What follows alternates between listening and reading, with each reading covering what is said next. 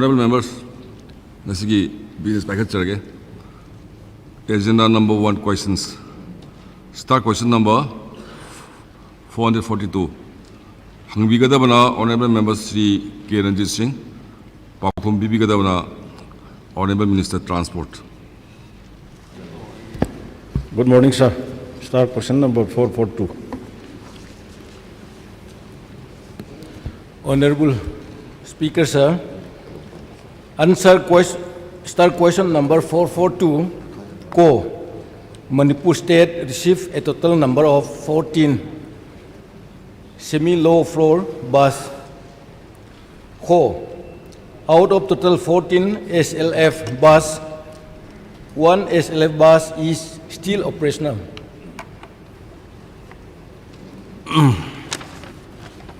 Sir, supplementary. Semi-low floors is our Ministry of Jarnam Gimakada, Ministry of Pirakani, Hariba Basi, Manipur, the Dikra, Sana Daba, the private singer Sumasika later as told the Adubu Amors Amors, Bus Taramari, Pirakagi Manunda, Bus Taramdoy, Yadre Amakak Yayana, Tambiri Base.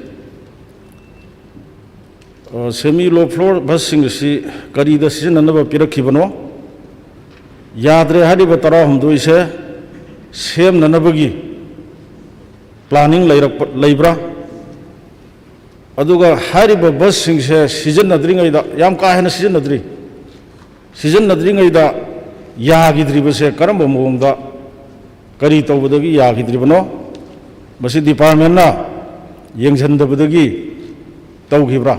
Arroy supplementary. Tarawum do isina the Piramba people sing the Piramba Madugi benefit at the Sarbisto. Hujikti Yaradana Laramina Madu Karina Mahutsili.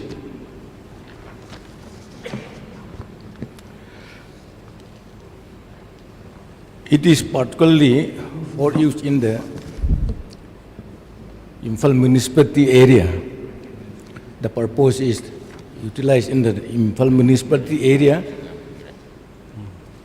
and the bus was purchased in the year 2012,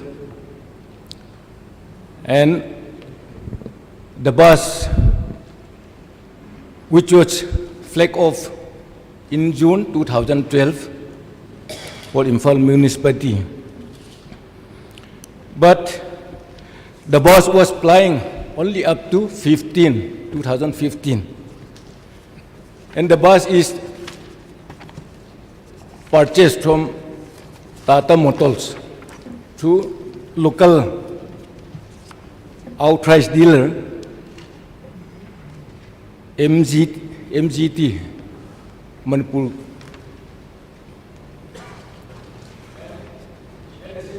This bus could not function, and it cannot be repaired due to the providers that the bus authorized dealer, they do not have authorized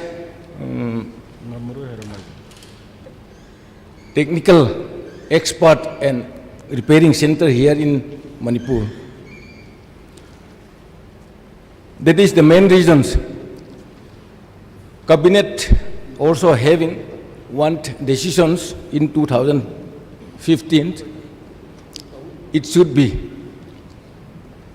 given out to the concerned other departments who want to utilize this bus.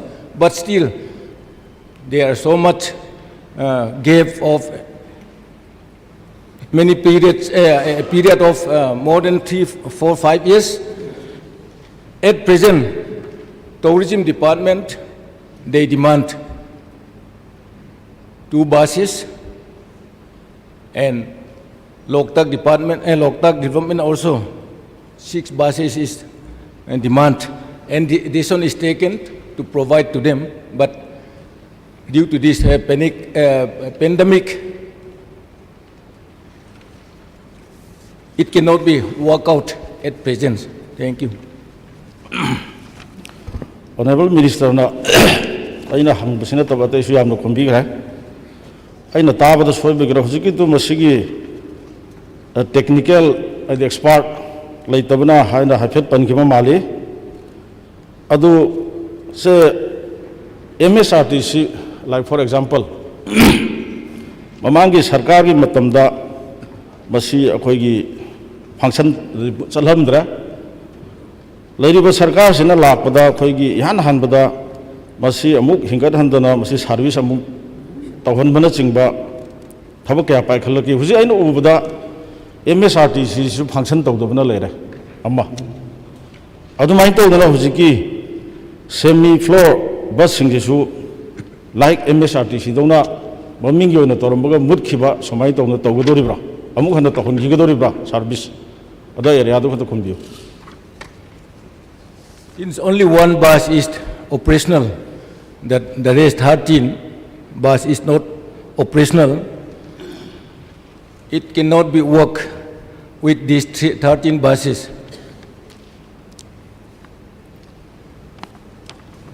ꯑꯗꯨꯗꯤ ꯑꯩ ꯉꯁꯥꯏ ꯍꯪꯈ꯭ꯔꯦ bus 16ꯁꯤ ꯐꯪꯁꯟ ꯇꯧꯗꯦ ꯋꯥꯀꯤꯡ ꯇꯧꯗꯦ ꯀꯔꯝꯕ ꯃꯇꯝꯗ ꯁꯦꯝꯗꯣꯏꯅꯣ ꯁꯦꯝꯃꯔꯣꯏꯗ꯭ꯔꯥ ꯑꯃ ꯑꯗꯨꯒ ꯍꯧꯖꯤꯛꯀꯤ ꯑꯩꯅ ꯍꯥꯏꯔꯤꯕ ꯁꯥꯔꯚꯤꯁꯁꯦ ꯃꯥꯒꯤ ꯁꯥꯔꯚꯤꯁꯁꯦ ꯍꯧꯖꯤꯛꯇꯤ ꯌꯥꯝ ꯗꯔꯀꯥꯔ ꯑꯣꯏꯔꯦ ꯑꯩ ꯍꯌꯦꯡ ꯇ꯭ꯔꯥꯟꯁꯄꯣꯔꯠꯇꯁꯨ ꯃꯁꯤꯒꯤ ꯃꯔꯝꯗ ꯑꯩ ꯗꯤꯃꯥꯟ ꯗꯤꯁꯀꯁꯟꯗꯁꯨ ꯊꯥꯒꯠꯆꯔꯤ ꯁꯦꯝꯒꯗ꯭ꯔꯥ ꯁꯦꯝꯃꯣꯏꯗ꯭ꯔꯥ ꯑꯗꯨ ꯈꯛꯇꯪ ꯈꯨꯝꯕꯤꯔꯣ ꯑꯇꯩꯗꯨꯗꯤ ꯍꯌꯦꯡ ꯗꯤꯃꯥꯟꯗ ꯑꯩ ꯊꯝꯖꯒꯦ ꯄ꯭ꯂꯥꯟ ꯂꯩꯕ꯭ꯔꯥ ꯂꯩꯇꯕ꯭ꯔꯥ ꯁꯦꯝꯅꯅꯕ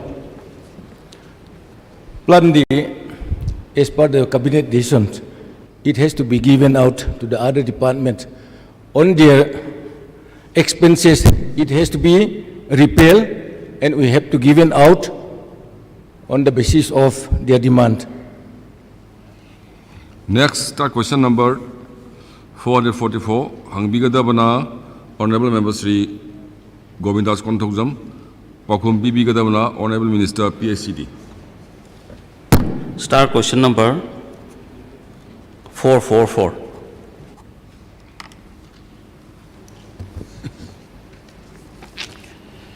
Honorable Speaker, answer to start question 444.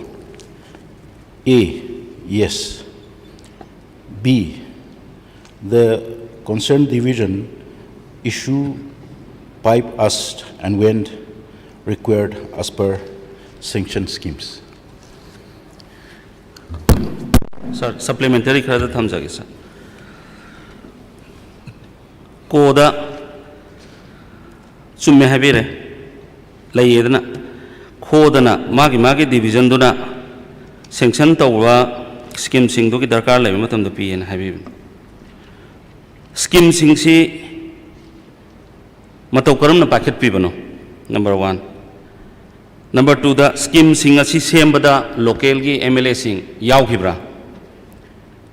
3, the PWM lagadi madu PB gadra. Honorable Speaker, sir. Yes.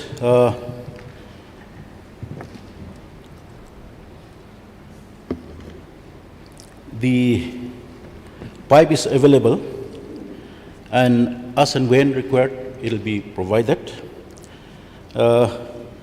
But the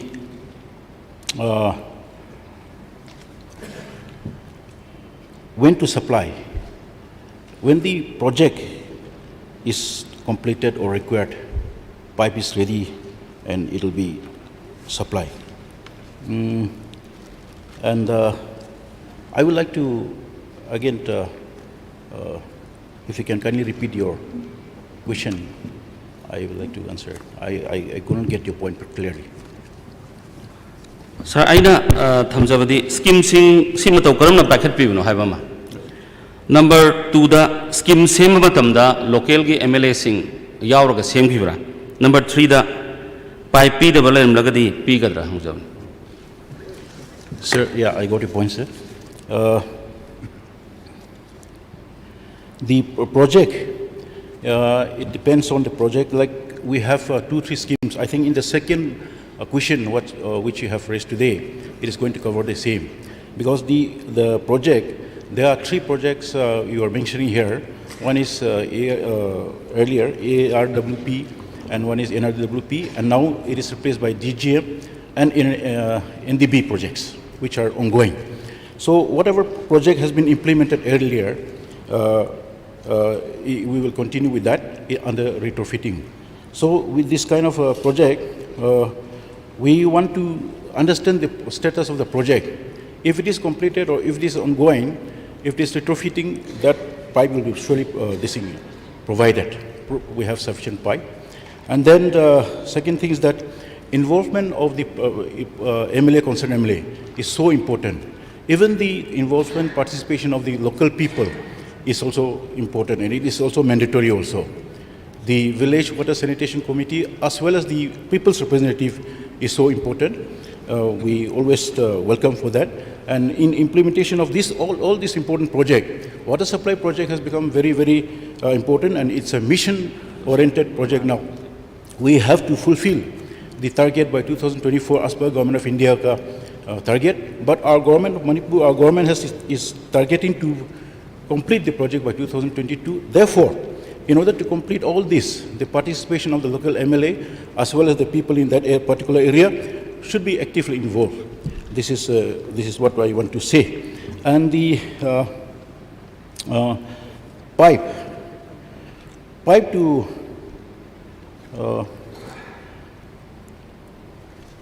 when to supply pipe, it depends, as I said, when it is required. Pipes are available sufficiently. We have, and it is some pipes are also in place. I mean, the order has been placed, so we don't have any issue in this supplying the pipe, fortunately. Mr. Speaker, sir, I question si ang tu sutoy so hang jadaw ni. Aduga yam specific way bang na ina hang bado. Adu honorable minister na PB bado satisfy oide. Aduga ngasai local MLA sing local gi keno sing si am important way na haibado house sida way bazane da. When we are outside the house, nobody is there to listen to the honorable MLAs.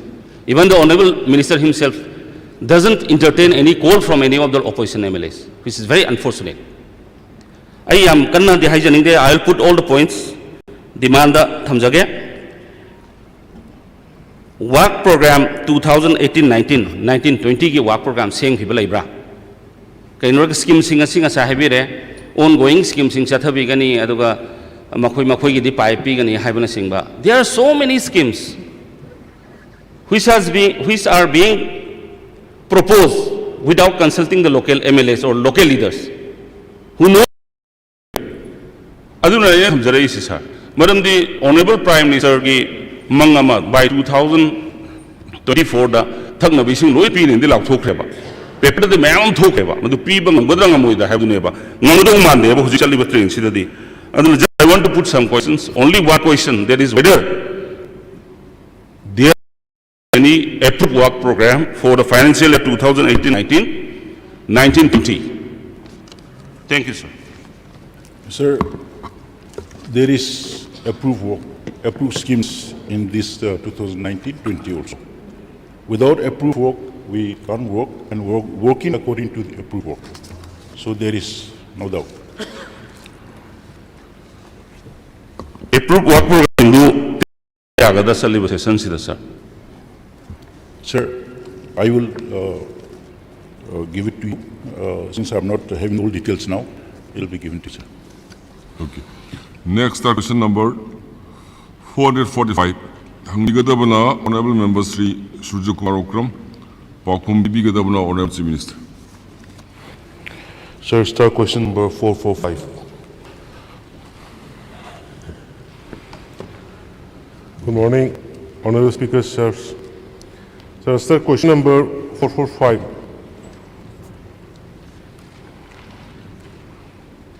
Ensure A, the total number is 794. B, the 1. C, the no.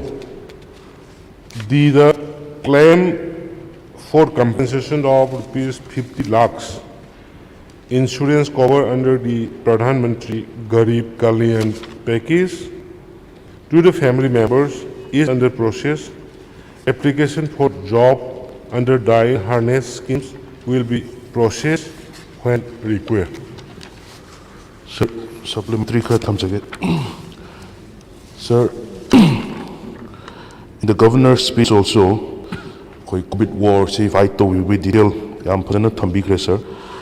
Maduda, what I believe is that COVID test obaga positivity ratios in yang matamda Manipur is one of the worst affected state in the entire country hena sir in sum thika chaba sir phangjai maduda masida fight tawriba haiba tare fight tawriba doctors sing paramedical staff sing the other official staffs either may be government or private hospital the lairiba healthcare workers sing si COVID positive kaya kayam oikike habise sir aina sida give the number of doctor paramedical staffs other official staffs say aina thajabadudi category wise institution wise yam natum namasi karino have the public domain da moigi masagi warriors sing sigi have tare masi public domain da amata laitaba madu masi public ta kanjanaba mayam da keno tongnaba masi amuktang pibi kadra haina khandrubni adu masi honorable CM na masi category wise institution wise masi matang pibi ba yagadra haibadam sir ahan bada thamjai sir thank you.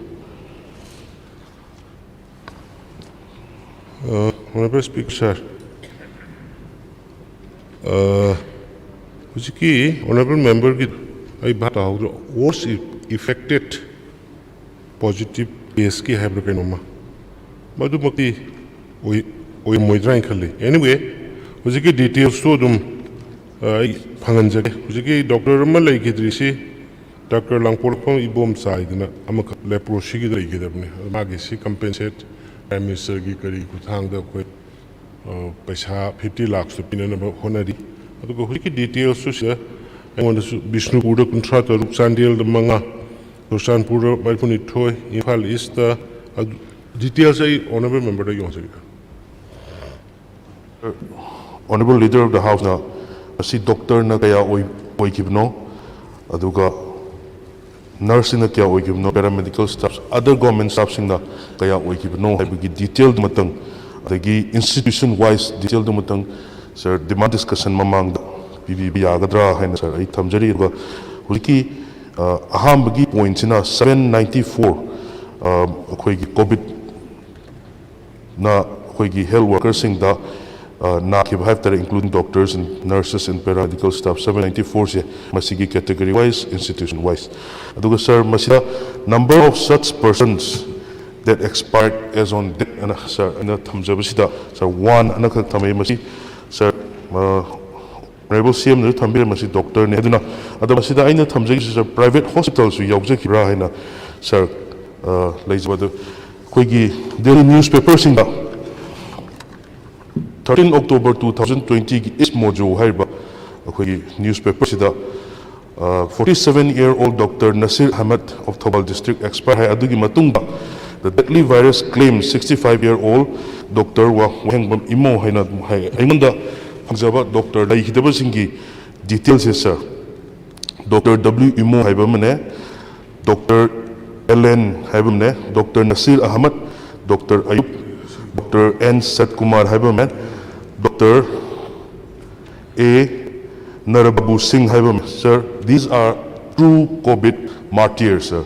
Adamasi, disease or Bagomina, Akogi, cannot be ribisida, Masi Yaubra, Yaudabra, Haibaman, sir. The Moigisida, Mogi Imung Manunda, Mokogi family da, Aduga, Mokogi Samasu Singh da, government job buero, Natraga compensation buero, Masigum Bapi. Kari process lay bigabe haibadum tang sir thambiba yadra the masigi laidriba mayam sing se input to bidabra aduga masigi number si doctor khatani masida paramedical staffs nurses atop topa healthcare workers sing su mayam yorum bayai masi one khatang haibiru se COVID kind of pandemic se fight to buda COVID warriors sing ko healthcare workers sing da amak tang lay gite habi si masi sir masi masi kitang thajaba what sir na masi private school sing chu private hospital sing chu sir soidina masida government official memorandum ꯑꯩꯈꯣꯏꯒꯤ insurance scheme for health worker for fighting ꯑꯩꯈꯣꯏꯒꯤ Prime Minister Garib Kalyan package ꯍꯥꯏꯕꯁꯤꯗ sir ꯁꯤꯗ private hospital ꯃꯁꯤꯒꯤ official memorandum Imphal date 27 May 2020 ꯁꯤꯗ private hospital ꯁꯤ ꯂꯣꯏ ꯌꯥꯎꯔꯦꯕ sir. Private hospital staff, local urban bodies, contract daily wages, blah blah ꯂꯣꯏ ꯌꯥꯎꯔꯦꯕ sir. ꯑꯗꯨ ꯃꯁꯤꯁꯤ count ꯇꯧꯕ꯭ꯔꯥ ꯇꯧꯕꯤꯗꯕ꯭ꯔꯥ ꯍꯥꯏꯕꯗꯨꯃ ꯃꯁꯤꯒꯤ exact list ꯁꯤꯃ government ꯗ ꯂꯩꯕꯤꯔꯕ꯭ꯔꯥ ꯂꯩꯕꯤꯗ꯭ꯔꯕ ꯂꯩꯔꯒꯗꯤ with names ꯑꯗꯨ my particular my ꯀꯩꯅꯣ ꯃꯌꯥꯝꯗꯨꯒ ꯄꯤꯕ ꯌꯥꯒꯗ꯭ꯔꯥ ꯍꯥꯏꯕꯗꯨꯃꯇꯪ sir ꯊꯝꯕꯤꯅꯕ ꯍꯥꯏ honorable Speaker sir, ꯑꯩꯈꯣꯏꯅ Pradhan Mantri na magi lokthoi schemes mane lokthoi schemes si warrior sing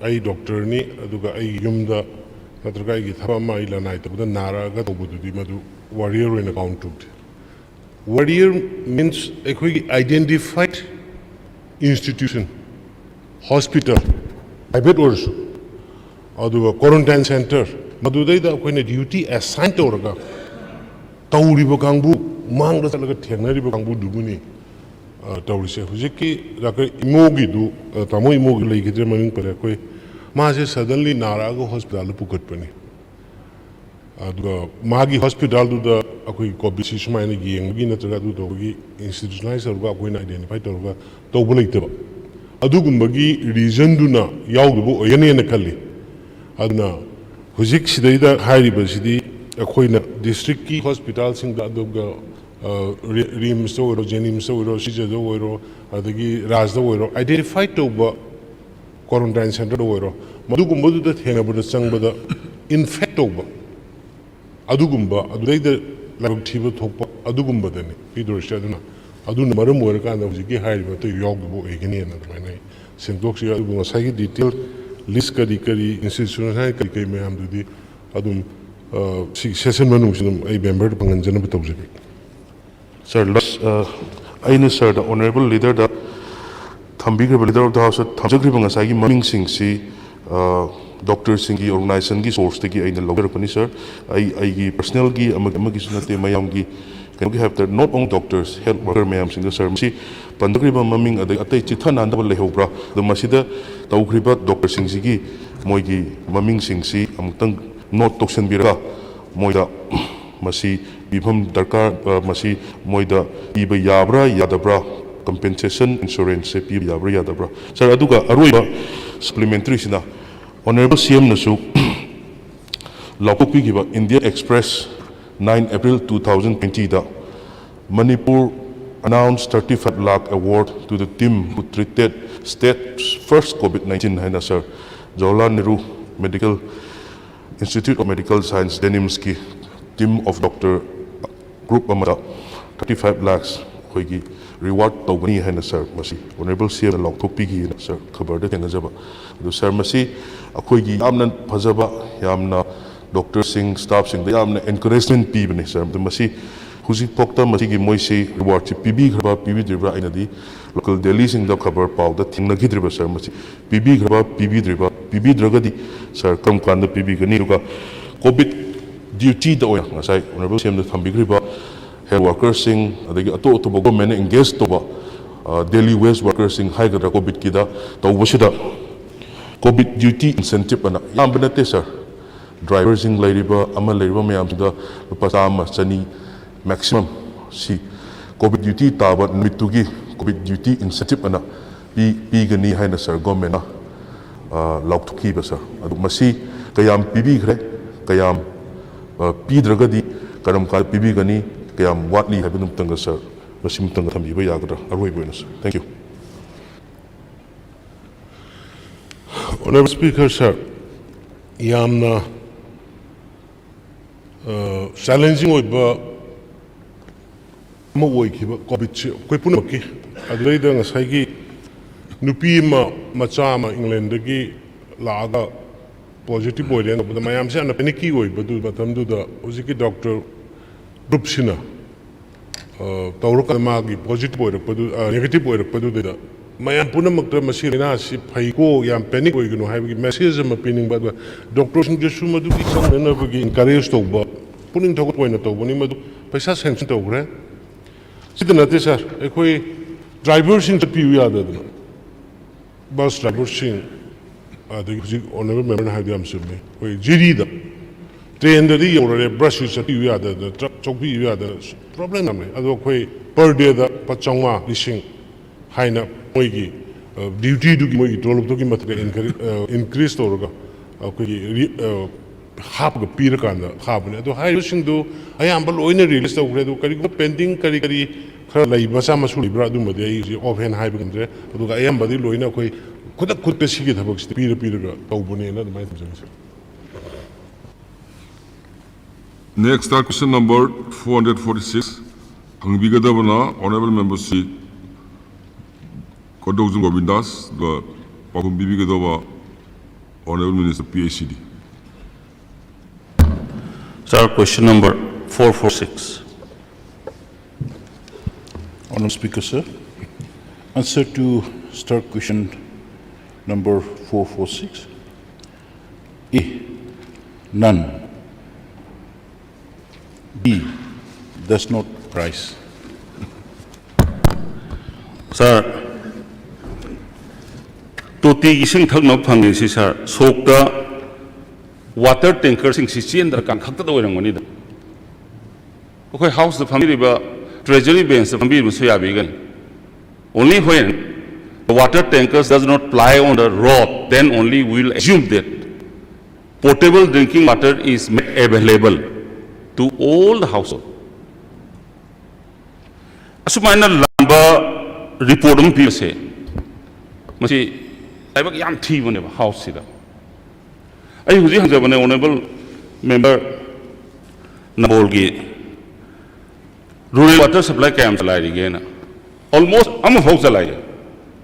Ai so ai honorable CM na mission birangani you note by in 2019 I wrote a you note to Honorable Chief Minister saying that since June 2017 one village Bishanpur district headquarters ki hang nakanda leba kwa sibai ko village a ising pibare kre hai nai is one. I remind to the Honorable Minister also time and again he did not hit our request. Ultimately I pocket 5 lakhs putho and that ising si pibo level. Adu scheme me amamale kudumoina Nabol Kindra Atupa Kindra rural water supply scheme sings loin a fellow Badu Lena house report Hambangambea. Officers sing the isn't low the gadi sing Takpa Jasin. I know some Janings. Karigumba question Matamiam Sanglojoro Karigumba water supply scheme sing say rural water supply scheme sing say. Honorable Minister ga yaga satminara ga karigumba function tok da balai ramadi kanagi mathakta action logo da gyang tukhumi.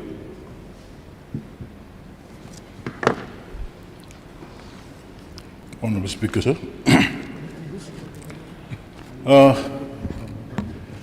Yes, there are schemes which are not functional. And there are schemes, some habitations, there are villages, water supply is yet to cover. But what the question comes here is that how many defunct ARW, SP schemes are there in Manipur? So I said there is no defunct. I should term it as non-functional. This is a very, very old scheme. ARWSP is a very old scheme. It has been replaced with NRDWP after it has been replaced with GGM and NDB now. So I said there's no defund project as per this question. So wherever there is a defund or non-functional schemes are available, we are going to retrofit that under this GGM and NDB. So NDB is now under tender process. It is going to be completed. And GGM, we have already started. And I believe this particular area where the non-functional of projects are there, in this new GGM and then NDB project, it will be covered. And we have, as of now, we have 182 non-functional schemes and projects, villages are there in our state. So in this 182 schemes, villages, habitations, we are going to retrofit with the present ongoing project. So I will be most happy to come and visit wherever it is not functional. I also agree with that. I have started visiting some villages, and all the villages in Manipur where the ADB and GGM is going to be covered, I may not be able to physically inspect it, but wherever it is possible, I'm inspecting now. And the moment I inspect, I could see there is a great need of our attention. And then some villages I could discover that it is a very small issue where we all can put a head together. Sometimes the engineers are doing their best, but it is important to involve our leaders also, along with the concerned villagers also. So I'll be so happy to accompany and then visit and then find out the holes and then find out the solution. And then if the time permits, but we'll try to spare time also. So this is the situation. So my question, my answer to your question is that there's no defined schemes, but they are non-functional. I should term that way. So wherever there's a non-functional scheme, we are going to retrofit, and it's going, and the tender process is on. And then the second question is that when the people will get benefit, once we start implementing the NDB projects and the GGM, we are very confident that we'll be able to implement. Thank you. Mr. Speaker, sir, through you, I'm not a scholar, and I'm a little learned thing also. But I was looking at the department around about 3.5 years. I also have a little knowledge about this department. I do not know what is, but Honorable Minister may kindly distinguish between the defunct and the non-functional. Please. Honorable Sir, maybe I thought the fund is totally not repairable or revivable, but it could be wrong on my part to the language.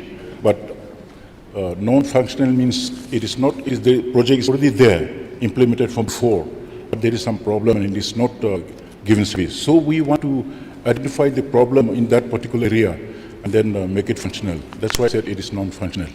So when there is no project already implemented, and if it's not functional, we have to rectify that, revive that. That's what I'm trying to explain. And there is no village as of now, according to my knowledge, there is no village left in Manipur in this NDB and GGM. Whether by mistake, some non-revenue villages, new habitations which are not identified properly, could be there. But even that also we are going to reach out. Thank you. Hing demand I thamjara sir. Matam yam lawjoi.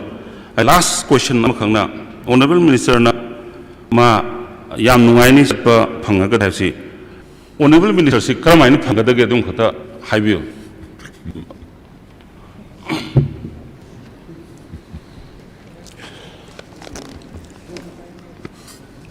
I have seriously committed with the guidance of our Honorable Chief Minister. We should fulfill the commitment of our government.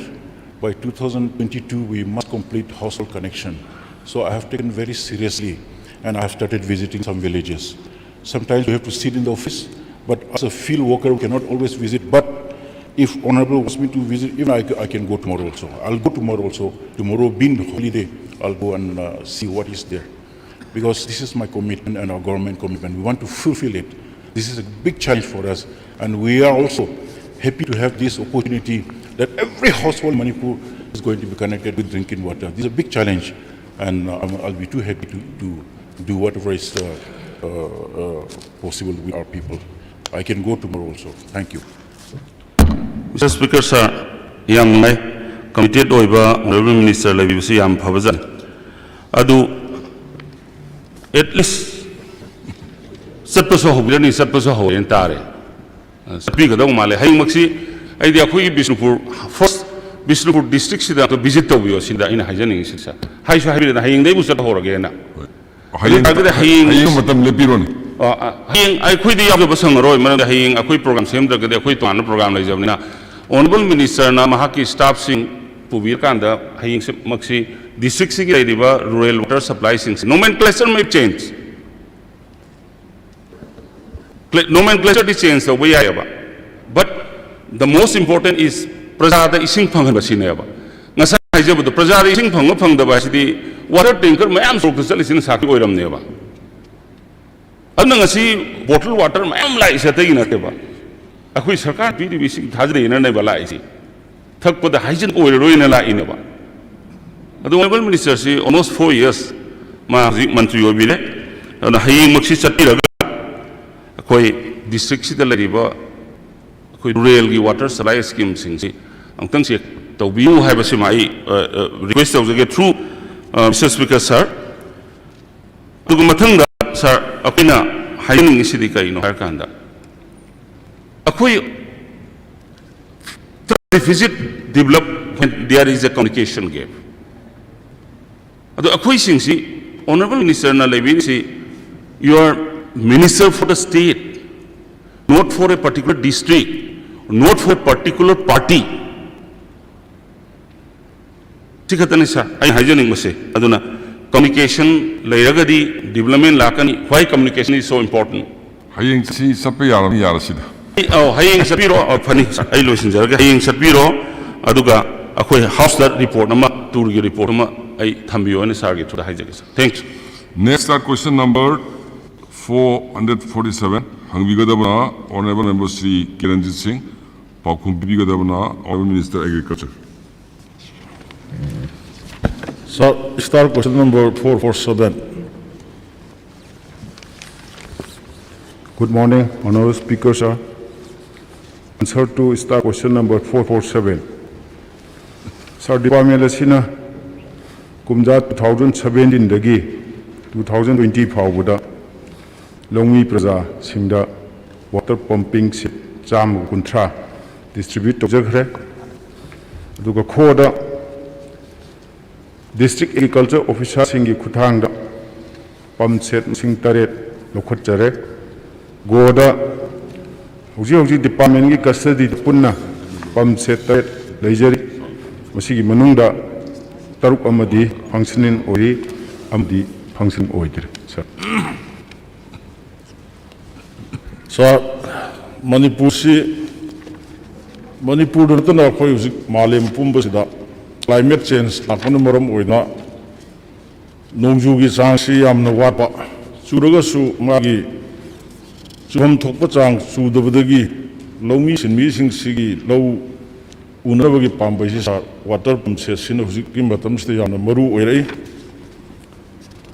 Honorable Minister na Pakum PV hai 2017 to 2020 Hawada Lomi Singda Pum Sama Kunta Pigre. The Harish Pontaret Lokale Hivesini Lace. The Ino supplemented the Somana Humber Tamagasa. Lomi Singda Pigiba Sing Pum Sama Kuntado. Lomi Singda Liam the Pigibra. Ama. Ising pam singdu Chinaram da department ga Longi singa kari agreement on Noki Belay Hioge. Hang Matamgi Tangai for the peak hibopam sing Adugi Manda, Suki Taret Kak, Lokale and Hosi Tambibuse, Ataisi, Lokalaroidra, Dum Tokagadra. Aduna Pam Sing Si. Department की वो policy दलियम न पीवगी और मगदी खंगरे अदुग मतम की वो इना दरकार ले विदो पीर का लोकत पा की policy और Magadhi out of 130 pump set सिदा तरे लोकल लगा 223 pump लिहोरी से मसी लोकत न थम बसी बड़ी ले न पा ऑफिसर सिंह दमदु की responsibility fix तो हम थोक तबरा सिखता हन जगी ऐसा Sir, Honorable Member Habibudum Sumi, Matamatangi, National Calamity, Singzao Bokan, the drought Bokan, Tamatamdugi, Manipur City Suraga Nomaga, Zazabana, Ambo Oibanina, ꯂꯧꯃꯤꯁꯤꯡꯒꯤ ꯈꯜꯂꯒ ꯑꯩꯈꯣꯏ 130 ꯁꯤ 2018-19ꯗ 30 ꯑꯃ ꯑꯗꯨ 19-20ꯗ 100 ꯑꯃ ꯃꯁꯤ ꯂꯧꯃꯤꯁꯤꯡꯒꯤꯗꯃꯛ ꯈꯜꯂꯒ ꯁꯔꯀꯥꯔꯁꯤꯅ ꯗꯤꯁꯇ꯭ꯔꯤꯕ꯭ꯌꯨꯠ ꯇꯧꯖꯈꯤꯕꯅꯤ ꯑꯗꯣ ꯑꯩꯈꯣꯏ ꯗꯤꯁꯇ꯭ꯔꯤꯛ ꯑꯦꯒ꯭ꯔꯤꯀꯜꯆꯔ ꯑꯣꯐꯤꯁꯥꯔꯁꯤꯡꯒꯤ ꯊ꯭ꯔꯨꯗ ꯗꯤꯁꯇ꯭ꯔꯤꯛꯀꯤ ꯑꯦꯒ꯭ꯔꯤꯀꯜꯆꯔꯒꯤ ꯑꯣꯐꯤꯁꯥꯔꯁꯤꯡꯒꯤ ꯊ꯭ꯔꯨꯗ ꯑꯩꯈꯣꯏ ꯗꯤꯁꯇ꯭ꯔꯤꯕ꯭ꯌꯨꯠ ꯇꯧꯖꯈꯤꯕꯅꯤ ꯑꯗꯨꯒ ꯃꯗꯨ ꯗꯤꯁꯇ꯭ꯔꯤꯕ꯭ꯌꯨꯠ ꯇꯧꯈ꯭ꯔꯕ ꯃꯇꯨꯡꯗ ꯃꯗꯨꯒꯤ ꯄꯦꯃꯦꯟꯗꯨꯗꯤ ꯃꯗꯨ ꯐ꯭ꯔꯤ ꯑꯣꯐ ꯀꯣꯁꯅꯤ ꯑꯗꯨꯒ ꯑꯩꯈꯣꯏ ꯍꯧꯖꯤꯛ ꯑꯣꯅꯔꯦꯕꯜ ꯃꯦꯝꯕꯔꯅ ꯇꯥꯛꯄꯤꯕ 8ꯇꯤ ꯂꯧꯈꯠꯂꯒ ꯑꯇꯩ 123ꯗꯨꯗꯤ ꯀꯔꯤꯒꯤꯗꯃꯛꯇ ꯂꯧꯈꯠꯇꯕꯅꯣ ꯍꯥꯏꯕ ꯃꯗꯨꯒꯤ ꯑꯩ ꯍꯥꯏꯖꯒꯦ ꯍꯧꯖꯤꯛ ꯑꯩꯈꯣꯏ ꯐꯤꯜꯗ 123ꯁꯤ ꯌꯨꯇꯤꯂꯥꯏꯖ ꯇꯧꯔꯒ ꯔꯕꯤ ꯀ꯭ꯔꯣꯞꯀꯤ ꯀꯔꯤ ꯏꯁꯤꯡ ꯆꯤꯡꯅꯗꯅ ꯗꯤꯁꯇ꯭ꯔꯤꯛ ꯑꯦꯒ꯭ꯔꯤꯀꯜꯆꯔ ꯑꯣꯐꯤꯁꯥꯔꯁꯤꯡꯅ ꯁꯨꯄꯔꯚꯤꯖꯟ ꯇꯧꯔꯒ ꯐꯤꯜꯗ ꯍꯧꯖꯤꯛ ꯐꯪꯁꯟ ꯑꯣꯏꯗꯅ ꯂꯩꯔꯤꯕ ꯑꯗꯨꯒ 8 ꯑꯃꯗꯤ ꯑꯩ ꯍꯧꯖꯤꯛ ꯍꯥꯏꯖꯔꯤꯁꯤꯅꯤ 8 ꯑꯃꯗꯤ ꯑꯩꯈꯣꯏ ꯀꯁꯇꯗꯤꯗ ꯂꯩꯔꯦ ꯑꯃꯗꯤ ꯌꯥꯗ꯭ꯔꯦ 6 ꯑꯃꯗꯤ ꯐꯖꯅ ꯐꯪꯁꯟ ꯑꯣꯏꯅ ꯂꯩꯔꯤ ꯁꯥꯔ Sir, last question.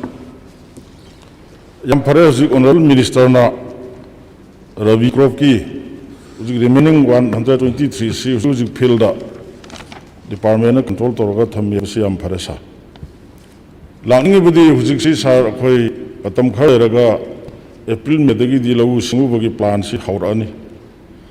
Nong gi de khoi khuding mana khange climate sina sense tau hrabani na khoi chauba chahi khuding gi masigi lau singu bud akhoi theng gadori se. Kana hari ba handak lakadori ba lau singu bagi matang sida Manipur gi lami singda sing pina na bagi amna darkar oiba pam sing se pina na department gi policy leibra simbang thambiraga ayaza ꯁꯥꯔ ꯑꯩꯈꯣꯏ ꯃꯇꯝꯒꯤ ꯊꯣꯛꯄ ꯍꯥꯏꯖꯕ ꯇꯥꯔꯦ ꯅꯣꯡꯁꯤꯡ ꯆꯨꯕ ꯅꯣꯡ ꯃꯔꯥꯡ ꯀꯥꯏꯅ ꯆꯨꯕ ꯃꯇꯝꯗꯗꯤ ꯊꯣꯏꯗꯣꯛꯅ ꯃꯁꯤꯒꯤ ꯏꯁꯤꯡ ꯆꯤꯡꯕꯒꯤ ꯄꯝ ꯂꯩꯕ ꯈꯣꯠꯄꯁꯤ ꯃꯁꯤ ꯊꯣꯏꯅ ꯗꯔꯀꯥꯔ ꯑꯣꯏꯒꯗꯧꯕ ꯃꯥꯟꯗꯦ ꯑꯗꯨꯕꯨ ꯏꯟ ꯀꯦꯁ ꯇꯝꯕ ꯉꯝꯗꯦ ꯉꯁꯥꯏ ꯍꯥꯏꯕꯤꯈꯤꯕꯗꯨꯅ ꯏꯟꯚꯥꯏꯔꯟꯃꯦꯟ ꯀ꯭ꯂꯥꯏꯃꯦꯠ ꯃꯌꯥꯝ ꯆꯦꯟꯖ ꯂꯥꯛꯄ ꯎ ꯋꯥ ꯀꯣꯛꯊꯣꯛꯈꯤꯕ ꯈꯣꯠꯈꯤꯕ ꯁꯤꯁꯤꯅ ꯃꯔꯝ ꯑꯣꯏꯔꯒ ꯗ꯭ꯔꯥꯎꯠ ꯊꯣꯛꯂꯛꯄ ꯃꯇꯝꯗꯗꯤ ꯑꯩꯈꯣꯏ ꯑꯣꯅꯔꯦꯕꯜ ꯁꯤꯑꯦꯝꯒ ꯇꯥꯟꯅꯔꯒ ꯂꯧꯃꯤ ꯄ꯭ꯔꯖꯥ ꯏꯆꯤꯜ ꯏꯅꯥꯎꯁꯤꯡꯒꯤ ꯇꯧꯗꯕ ꯌꯥꯗꯕ ꯑꯗꯨꯒꯨꯝꯕ ꯊꯧꯗꯥꯡ ꯑꯃꯅꯤ ꯈꯟꯖꯔꯒ ꯑꯩꯈꯣꯏ ꯑꯣꯅꯔꯦꯕꯜ ꯆꯤꯐ ꯃꯤꯅꯤꯁꯇꯔꯒꯤ ꯃꯈꯥꯗ ꯂꯩꯖꯕꯅꯤꯅ ꯀꯔꯤ ꯇꯧꯁꯤꯒꯦ ꯍꯥꯏꯕꯗꯣ ꯇꯥꯟꯅꯔꯒ ꯑꯩꯈꯣꯏ ꯃꯇꯝꯗꯨꯒꯤ ꯑꯗꯨꯝ ꯄ꯭ꯔꯣꯕ꯭ꯂꯦꯝ ꯁꯣꯜꯕ ꯇꯧꯅꯅꯕ ꯍꯣꯠꯅꯖꯒꯦ ꯍꯥꯏꯅ ꯊꯝꯖꯒꯦ ꯁꯔ ꯉꯁꯤꯒꯤꯗꯤ ꯃꯈꯥ ꯇꯥꯕ question ꯂꯩꯖꯗ꯭ꯔꯦ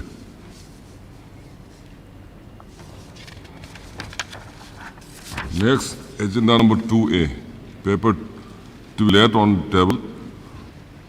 Honorable Chief Minister, Leader of the House, paper laid over here.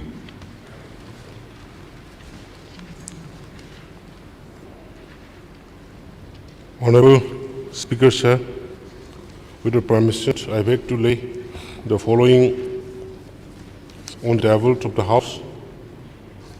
One, the Manipur Conservation of Paddyland and Wetland Amendment Ordinance 2020, Manipur Ordinance number 6 of 2020, which was promulgated by the Governor of Manipur on 14th October 2020. Two, the 48th Annual Report of the Manipur Public Service Commission 1920. Third, the Annual Report of the State Vigilance Commission, Manipur 1920. Four, the Annual Report of the Manipur Lok Ayukta 1920.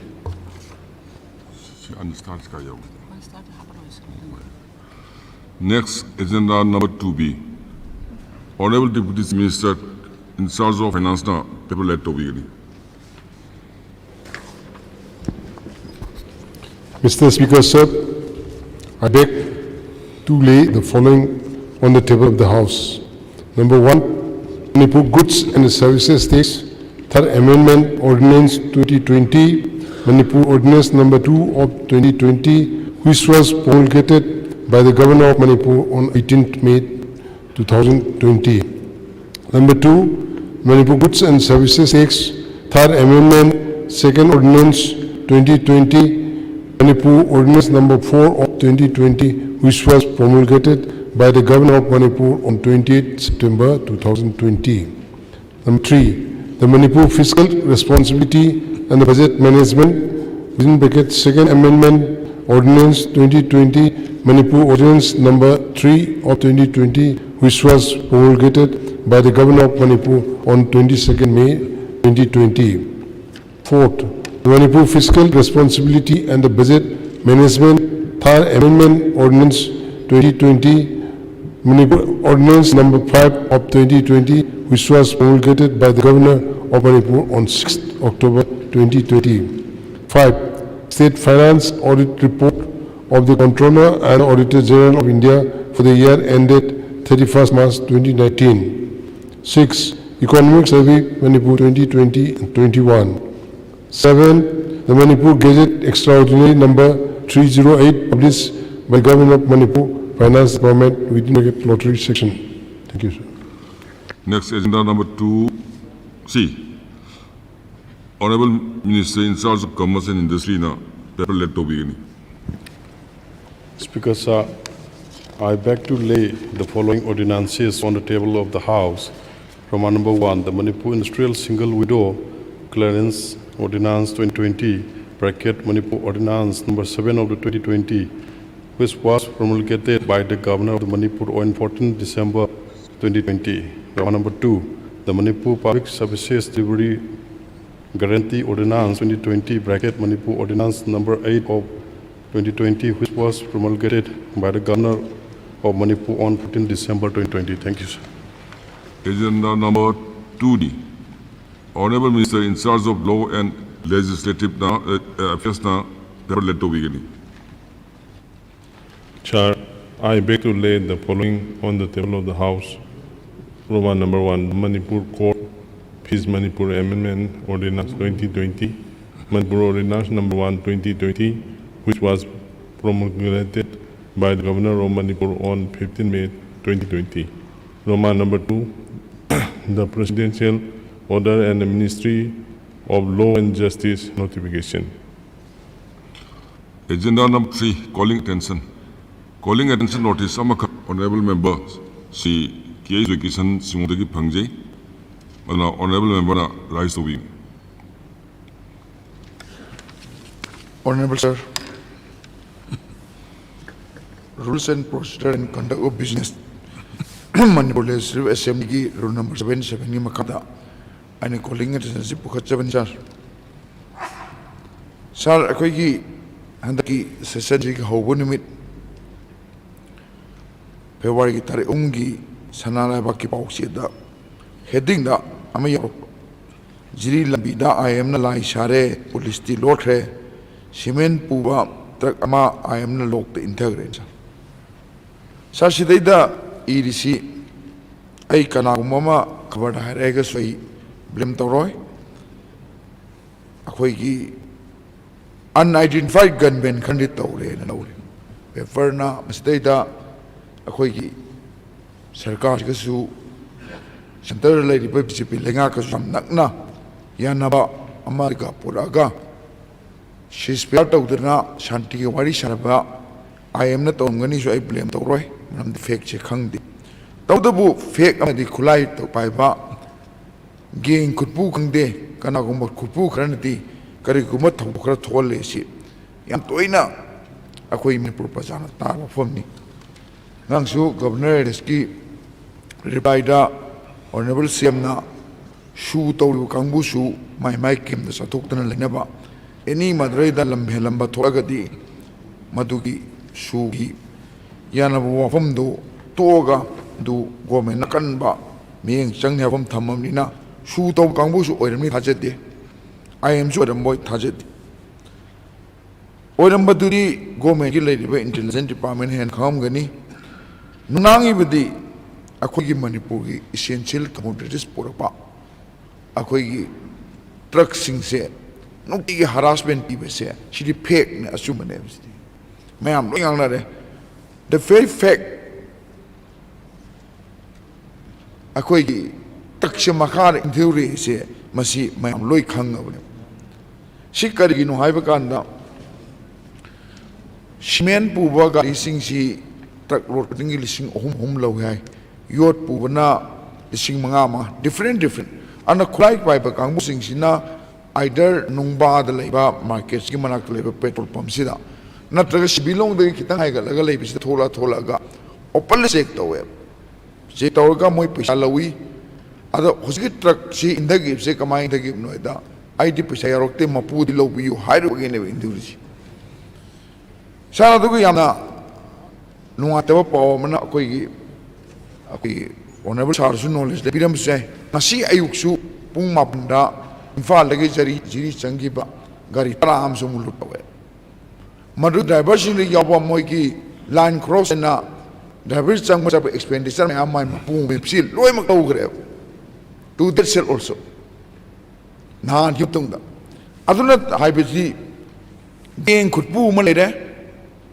masi control to se sarkar na phajana tabre sri yam ngai tab peram su yauri lainga kina matam khari mangda manipur police ki yam active oiba commando group ama thamam se yam santi leina akoi gi truck sing se chatlame lutorom de kem torom de adu kari manam de khang tab de November thari shrio sing se loi lok to khre lok to matung ne manga sagi group of looters में थोड़े अदना अकोई ना तोंगान में मक्कल की tax good down tax मक्कल में की tax ले भी तो रखा सी पोर्ट से ममल टांगे तो इसी ट्रांसपोर्टर सिंधुदी टैक्स तो एट तो रखा भरा लो रखा हमने अदुना क्या तो के मियाम ना शेफू बीरी ने अदुना होजिक्सी अकोई की एसेंशियल कमोडिटीज पर इबा कोई लाइफलाइन हो रही नहीं अदुना मसीगी पोटी में हमसे तो कोई ना लूटता और कांगू से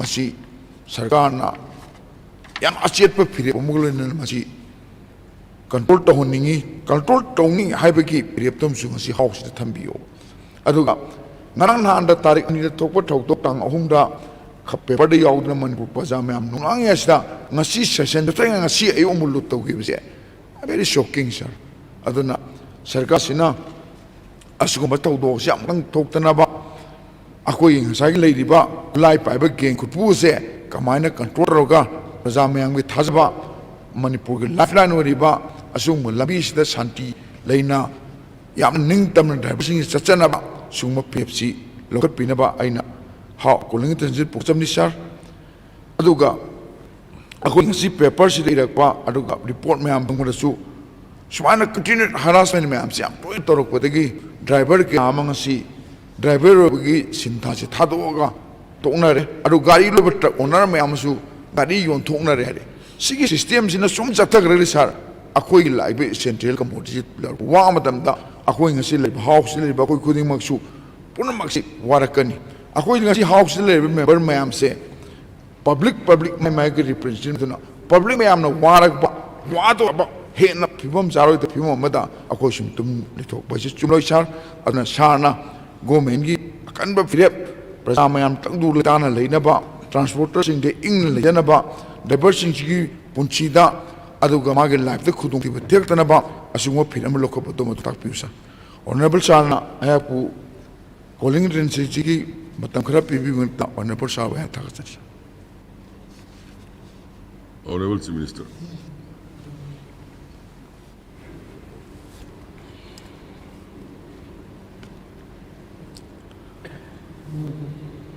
Honorable Speaker, sir, Honorable Member, Shri Joy Kishan, Pukat Pirai, we're calling attention. Imphal Jeri Lambi Sida,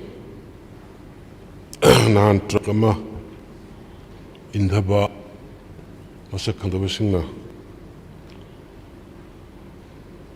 Cement Puba.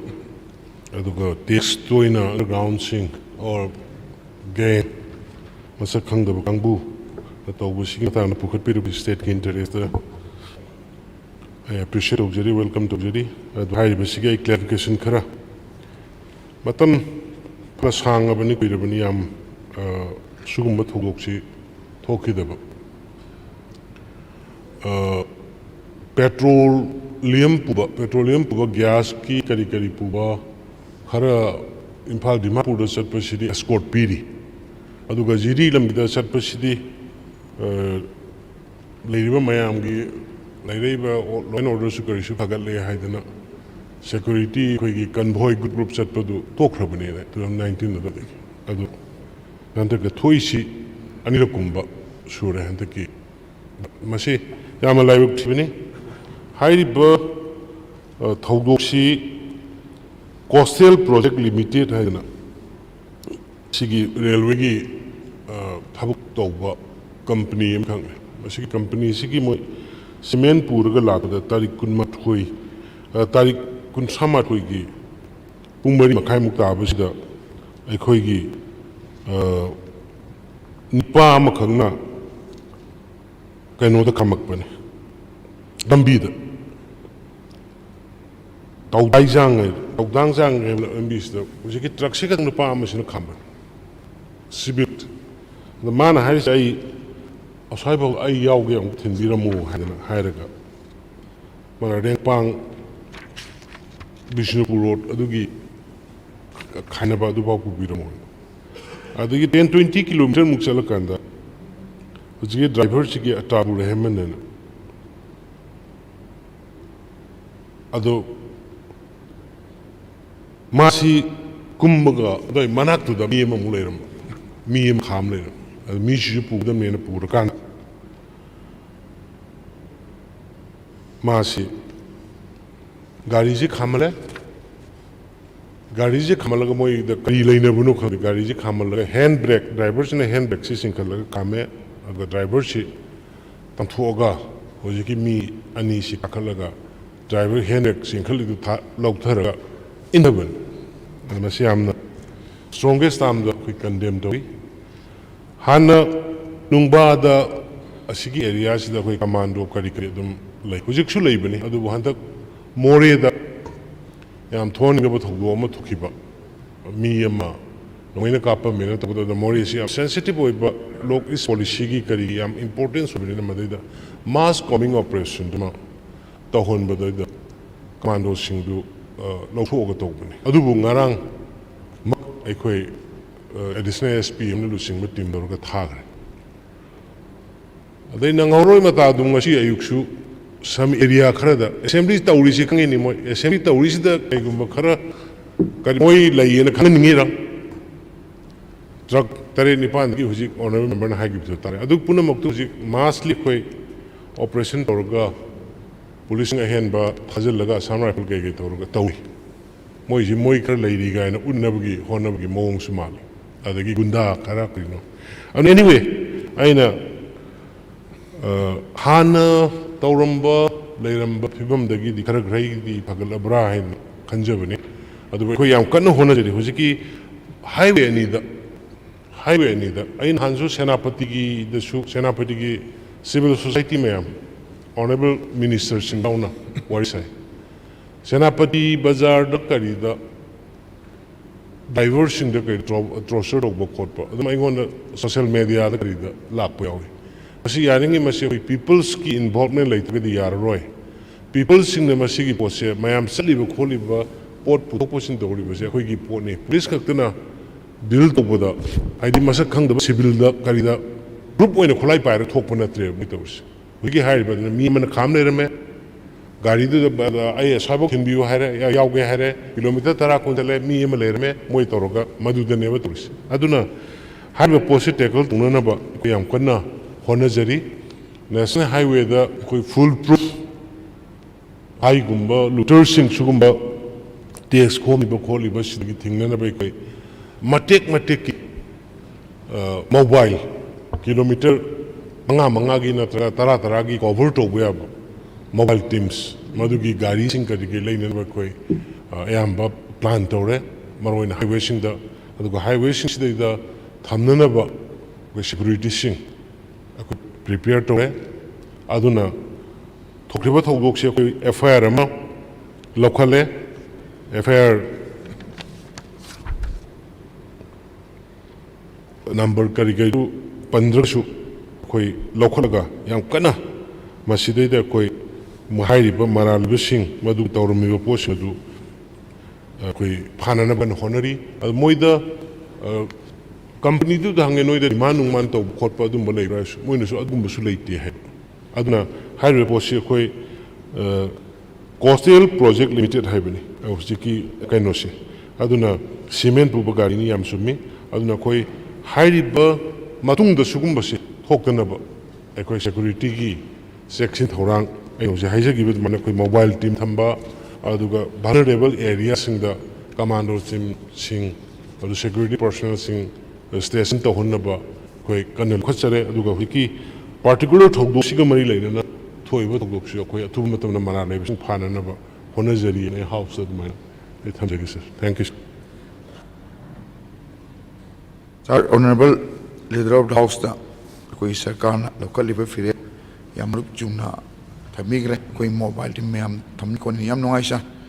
I must say that a coin Amdang Tams and Misa, Koi anxiety Tams, essential commodities, Mam purposing, hey, I'm doing it to MC. I don't know. Masagi. Koi hana commando dip local Christian Amuk Tamadra Amuk Tamagati Torum de Highway, Madu not rolling as a mobile team, do Wapom Natabia, commando city put Torata, and Karigumba, Koi driving, transporting the Puroko, the Muitana Janaba, go Menasiam Kana, section Tarong locally, to by chance Kanakuma Mukana, Kudong Javalorga, Deberde, harassment, Pirak partner, publicly, essential commodities porakpada manga authority government namatugi scheme gumba raka compensation gumba piba adugumba policy le bibra adum dang se upiyo to gari ajas Masi kisi ayam bana moy company ki gari ki adigi moy ki cement ki or company ki kariye ayam ba moy ki insurance schemes laina bana government ma ki di usi laiti adu honorable member na haiba do moy the encourage ono ba kari do boya bage habin ma ki yang jage adu ga ai house thamjaning bana specially highway ani sigi ahum tare hujiti jeri akno ke koi mizoram lambi ju phajan sale especially highway se si katagi oina yengna na ba adg ma additional director general of police thakta ma assign to ro thamjar bani high post particularly at least mayam concern or post have oina ba thank you. Next, agenda number 4, presentation of supplementary demands for grant. Honorable Deputy Chief Minister in charge of Finance, supplementary demands for grant 2020-21 present Dogini.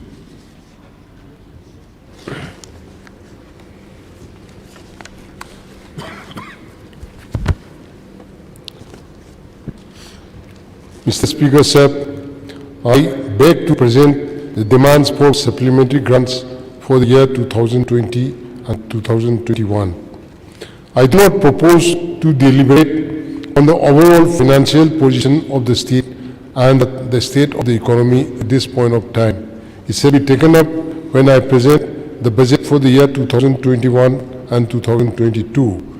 The supplementary grants now sought for are of the order of rupees 5,533 crores, covering 39 demands and 1 appropriation. Out of this, rupees 2,346 crores is charged on the consolidated fund of the state, and the rupees 3,187 crores is to be voted by the House.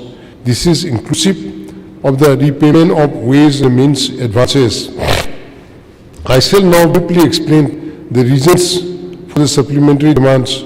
The supplementary demands are necessitated largely on account of payment of salaries, repayment of debt, pensionary charges, allocation for critical projects and schemes, etc., and higher allocation of funds under centrally sponsored schemes, etc. Besides, due to the restriction on reappropriation of funds from revenue to capital account and also from voted to charge and vice versa, it is necessary to provide additional funds through demands for supplementary grants. The state government has taken all necessary measures to control the rise in the avoidable expenditure. Additional funds have been sought to meet the minimum critical and urgent requirements only. With this brief explanation, Mr. Speaker, sir, I lay before the August House supplementary demands for grants to demands for grants 2020 to 2021 for consideration and passing. Thank you. Next, agenda number 5. Presentation of demands for excess grant.